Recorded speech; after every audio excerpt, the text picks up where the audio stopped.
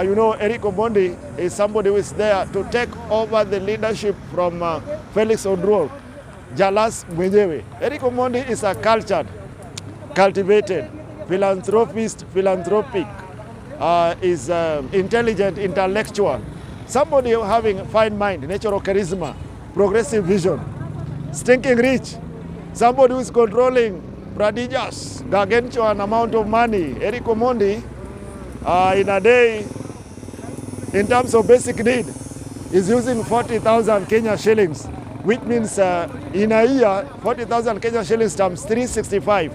That is 14,600,000. In 5 years, Eric Omondi is spending 73 million. In 10 years, 140 million, 600,000. So God has catapulted Eric Omondi to the mountaintop where he sees only possibilities and recognize no limitations.